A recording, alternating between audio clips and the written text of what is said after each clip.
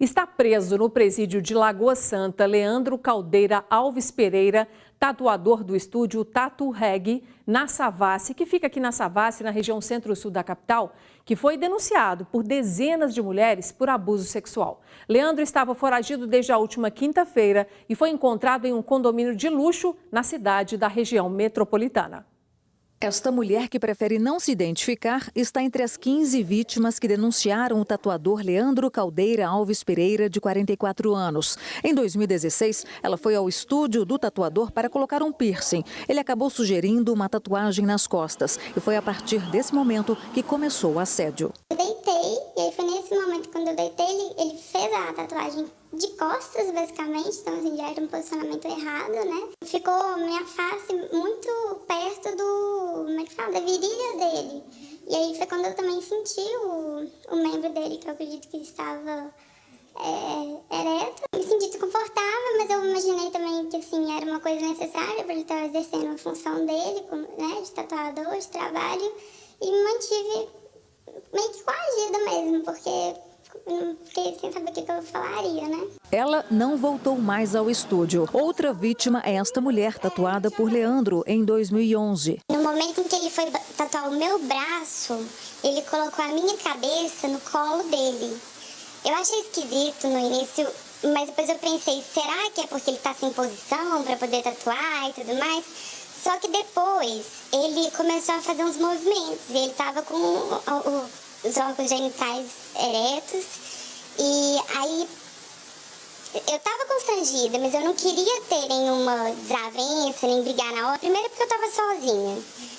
Segundo, porque eu tinha ganhado as tatuagens de um amigo meu, que ele tinha me dado, e eu fiquei assim, constrangida, sem saber o que eu ia fazer. Leandro foi preso na noite deste domingo em um condomínio de luxo na região metropolitana de Belo Horizonte. Já havia contra ele um mandado de prisão expedido 3 dias antes. Os assédios e abusos, segundo as vítimas, estariam acontecendo neste estúdio de tatuagem localizado na Savassi, Ponto Nobre, em Belo Horizonte. E estariam acontecendo pelo menos desde 2008. Desde a primeira denúncia, em 18 de março, o estúdio está fechado. O tatuador vai responder pelo crime de violação sexual mediante fraude, com pena de 2 a 6 anos de prisão para cada caso. As denúncias das vítimas foram assim bem semelhantes, as versões delas foram coerentes, né? Foram todas no mesmo sentido, de que elas foram enganadas por ele, que acreditaram realmente que aqueles atos, né, aquela posição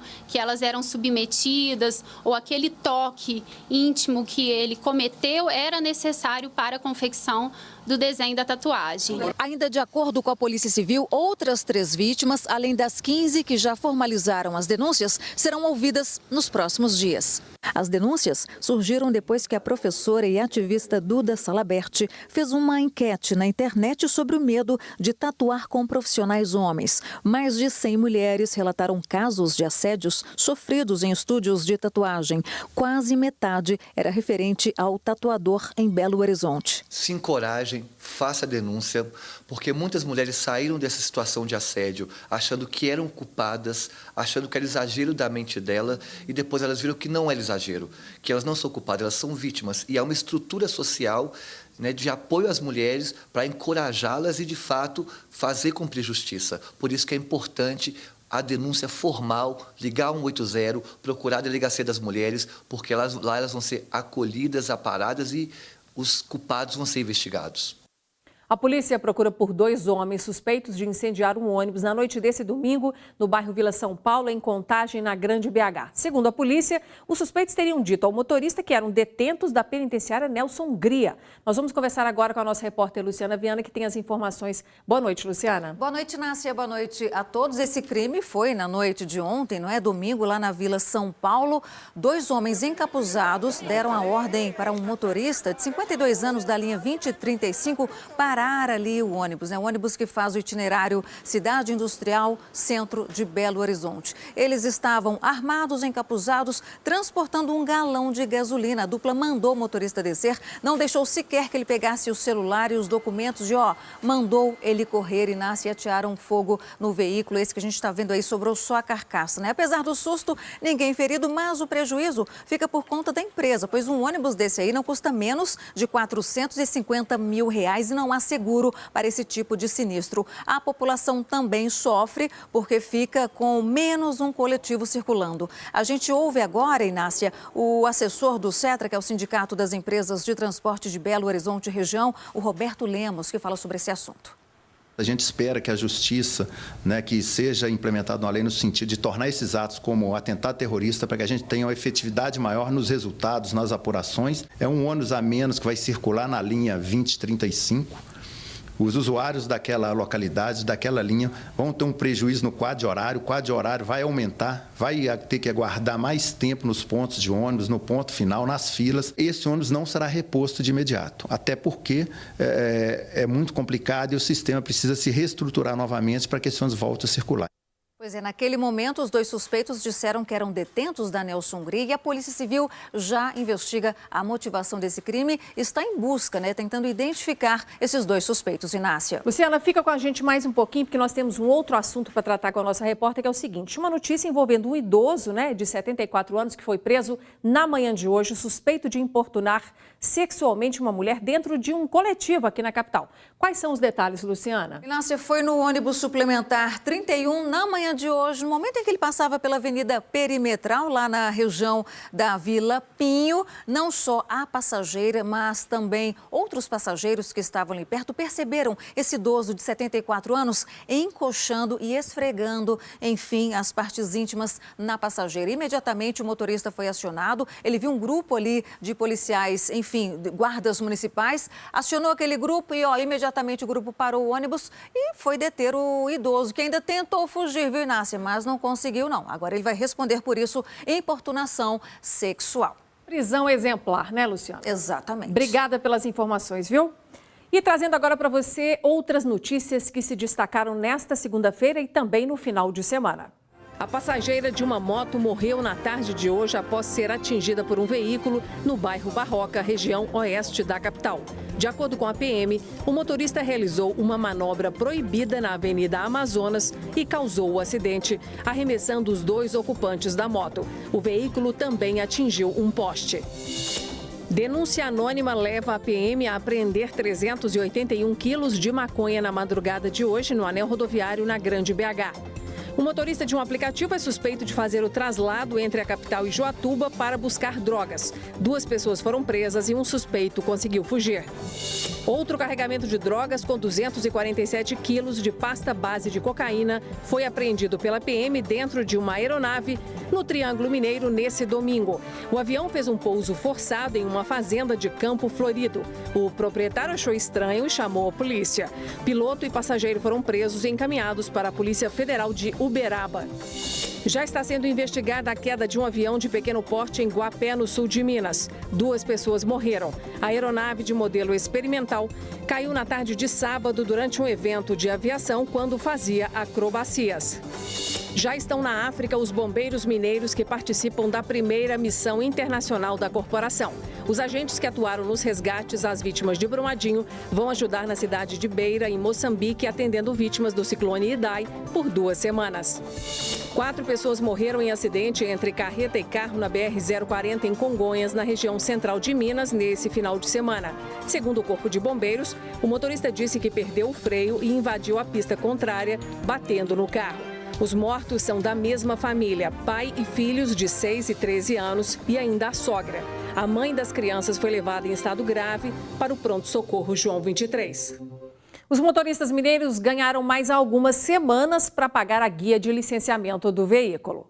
O prazo terminaria hoje. Agora, os motoristas com carro de placa final 1 a 5 poderão pagar a taxa até o dia 31 de julho. Para os carros com placa final de 6 a 0, a data final de pagamento foi estendida até 31 de agosto.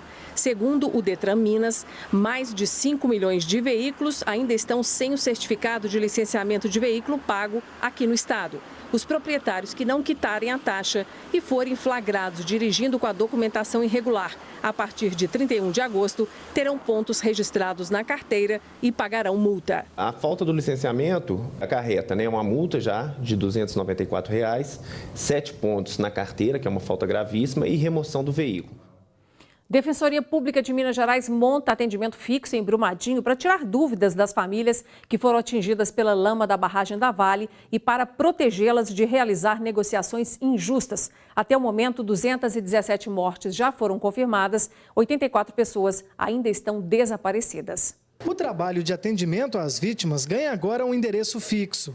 A unidade da Defensoria Pública Estadual fica bem próxima ao centro de Brumadinho e servirá de referência às muitas e complexas demandas dos atingidos pelo rompimento da barragem da mina Córrego do Feijão. Ela tem um significado histórico e de permanência com a comunidade. A gente não veio aqui só para participar temporariamente desse processo. A gente vai continuar com a comunidade. A gente está criando vínculos com a comunidade, a gente vai trabalhar por eles até que tudo seja resolvido e que a gente obtenha a reparação integral de todos os danos causados. O atendimento já ocorre desde o dia 25 de janeiro, data do rompimento, mas na nova sede os trabalhos serão intensificados. Todas as pessoas da comunidade que tiverem dúvidas sobre como anda o processo coletivo, quais as medidas individuais que são cabíveis, quais são os direitos que devem ser respeitados, elas podem vir aqui, mas também a resolução de casos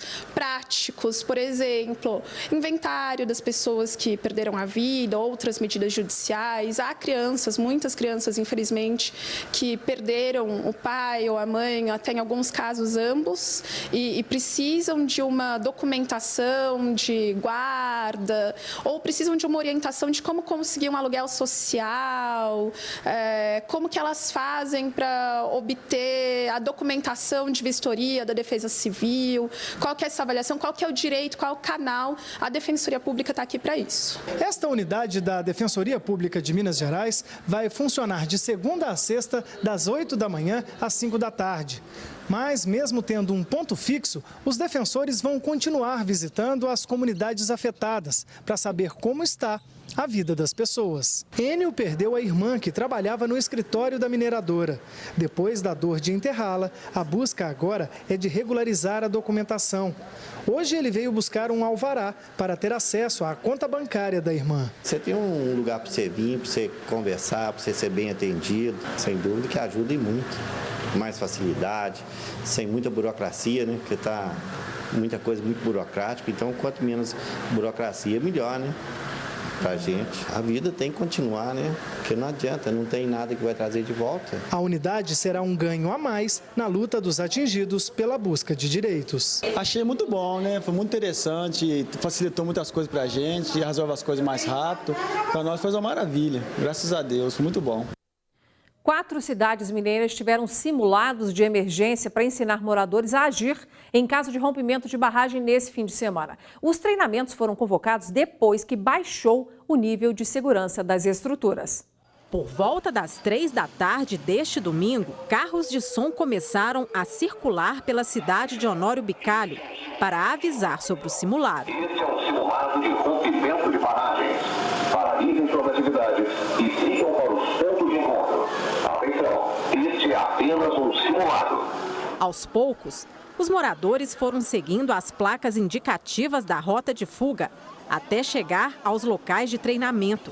O município fica a cerca de 20 quilômetros das barragens B3 e B4 da mina Mar Azul da Vale. Na quarta-feira, a Agência Nacional de Mineração recomendou a alteração da classificação do risco do complexo para o grau 3, o mais crítico, o que significa que as estruturas podem se romper a qualquer momento. As barragens de Forquilha 1 e 3, em Ouro Preto, também tiveram o nível de alerta elevado para o grau 3 recentemente. Às vezes as pessoas saem muito assim, desorientadas, sem saber o que fazer, né? E você ter um discernimento, saber o que você tem que agir a partir do momento que você escutar uma sirene é importante. A população foi encaminhada para 9 pontos estratégicos, considerados os de maior segurança na cidade, como esse aqui. Nesses locais, eles receberam mais informações e tiveram os dados cadastrados. Eu preciso do nome das pessoas que moram em cada residência, eu preciso saber se ele tem animais lá dentro que vão precisar de ser removidos também, eu preciso saber um telefone de contato. Além de Honório Bicalho, distrito de Nova Lima, na região metropolitana de Belo Horizonte, moradores de áreas de risco em Itabirito, Raposos e Igarapé também participaram de ações semelhantes durante o fim de semana.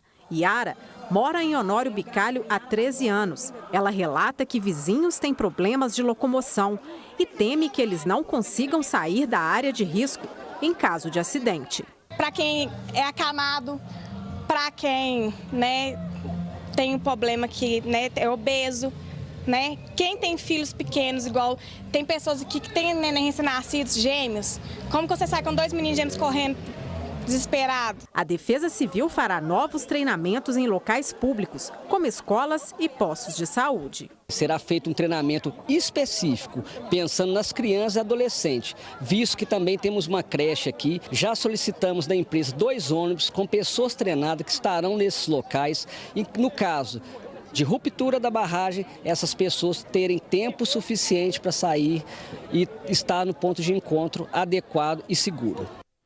A Justiça Mineira autorizou mais um bloqueio nas contas da Vale a pedido do Ministério Público de Minas Gerais. Dessa vez o valor é de R$1 bilhão que serão retidos para garantir os direitos dos moradores retirados de casa na zona de autossalvamento da mina Vargem Grande, que fica em Nova Lima, aqui na Grande BH. A ação pede ainda que a mineradora seja proibida de lançar rejeitos ou de utilizar a barragem para qualquer finalidade, até que a estabilidade seja atestada. A barragem Vargem Grande possui volume de rejeitos semelhante àquele da barragem Mina Córrego do Feijão em Brumadinho, que se rompeu dia 25 de janeiro e que já matou 217 pessoas. A mineradora Vale disse que adotará as medidas cabíveis no prazo legal. E no próximo bloco você vai ver como foram os jogos de ida das semifinais do Campeonato Mineiro. Atlético ficou no empate com o Boa Esporte, Cruzeiro e América terminaram com 5 gols.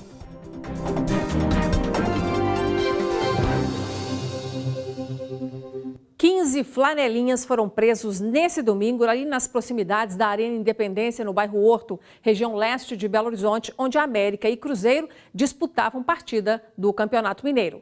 Os homens foram flagrados pela Guarda Municipal e detidos por suspeita de tentativa de extorsão e exercício irregular da atividade em lugar público. Um dos presos tinha mandado de prisão em aberto e passagens pela polícia por roubo e tentativa de homicídio.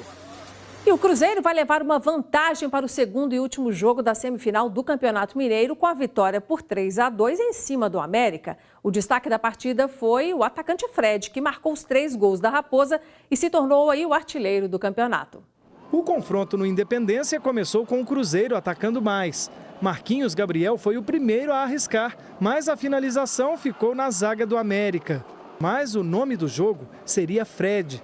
Aos 17 minutos, o centroavante recebeu na medida o cruzamento de Egídio e marcou o primeiro do time azul na partida. A comemoração teve direito a dancinha e tudo mais. Depois do gol, o Coelho esboçou uma reação e tentou chegar até a meta de Fábio, com Marcelo Toscano e Viçosa. E se o primeiro tempo aqui no Estádio Independência foi assim meio morno, sem muitas emoções, o segundo tempo seria bem mais agitado, com direito a 2 gols para cada lado e ainda destaque especial para o novo artilheiro do campeonato. Fred balançou as redes logo aos 6 do segundo tempo. Com um cruzamento de Robinho, o centroavante cortou para o fundo da rede. Cruzeiro 2-0.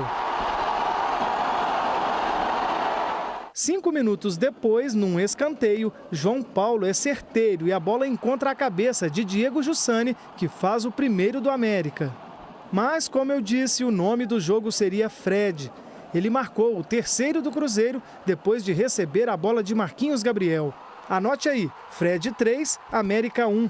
O América ainda diminuiu aos 38 minutos na cabeçada de Jonatas Belusso. Final, América 2, Cruzeiro com a vantagem de poder perder de até 1 gol no próximo sábado, 3. Nós erramos nos 2 lances, no segundo e no terceiro gol. Nós temos aí uma semana, eu, pelo que eu vivo o futebol e que pretendo viver mais um pedaço aí bom, tudo pode acontecer. A gente veio aqui e fez um jogo como o Cruzeiro está acostumado a jogar, ambicionou a vitória, fez gols para construí-la. Fazia 6 jogos que não tomava gol, então o pessoal desacostuma, mas gol a gente toma também.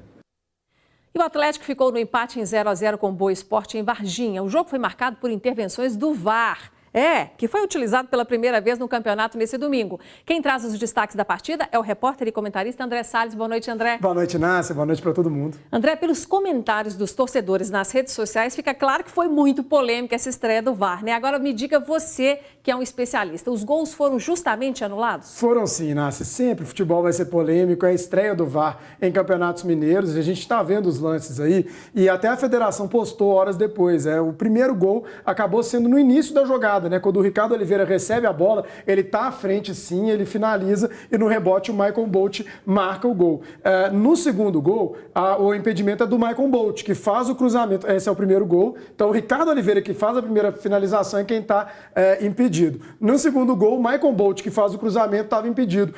Então o Atlético questiona alguns aspectos. Ele acha que a conversa entre o auxiliar e o auxiliar do VAR e o juiz, essa conversa deveria ser aberta. São questões técnicas, questões que podem ser aprimoradas, mas o resultado efetivo, inclusive a expulsão do jogador do Atlético, José Wellison, foram corretos. Então as 3 intervenções do VAR foram corretas. Sempre vai ser polêmico, mas nesse caso o VAR foi bem. Próximo jogo, como é que fica? Condições iguais? VAR também, vamos ter aí a volta, o Atlético jogando pelo empate contra o Boa Esporte e o Cruzeiro pelo empate, podendo perder até por 1 gol para o América. A gente acompanha e você analisa. Obrigada, viu, André? Nada. Bom, e já passadas mais de 19 horas dessa segunda-feira, eu te pergunto, o que você fez desse dia? Quem vai fazer esse balanço contigo agora é o professor de física mais famoso do Brasil. É dia de Pachecão, para você começar bem a semana. Como é que você vive a sua vida? Sempre esperando por algum dia que nunca chega? E quando, afinal, você vai poder fazer o que verdadeiramente quer? Porque você é aquilo que faz, não aquilo que você diz. Vai desperdiçar o dia de hoje e deixá-lo passar em branco? Ou vai abrir os olhos e o coração e pensar: este dia é um presente de Deus, este dia é uma bênção. Meus queridos, a vida está pronta para ser saboreada. Vou tirar deste dia que me é dado o máximo que ele tiver a oferecer. Não permita que as dádivas que você recebe se percam apenas porque você acha que ainda não é a hora. O dia de hoje, que é único, não vai se repetir e jamais voltará. Ele deve ser vivido hoje. Quer um conselho? Nunca fique tão ocupado ganhando a vida a ponto de esquecer que você tem uma vida. Não deixe para viver amanhã. E quem deixa, não vive. Por isso que dizem que viver é a coisa mais rara do mundo. A maioria das pessoas apenas existe. E aí, me diz, você está vivendo ou está existindo? Durma com essa, falou legal. E veja a seguir um alerta muito importante. A endometriose afeta a fertilidade e a qualidade de vida de quase 10% das mulheres em idade reprodutiva. Estamos de volta e o assunto é a saúde feminina. Existe uma doença que acomete muitas mulheres, mas que nem sempre é diagnosticada com a rapidez necessária. Eu estou falando aqui da endometriose, que afeta cerca de 10% das mulheres em idade reprodutiva e que causa dores fortes, que podem ser confundidas com sintomas de outras doenças. No fim de semana, uma marcha realizada aqui na capital alertou as mulheres sobre os perigos dessa doença.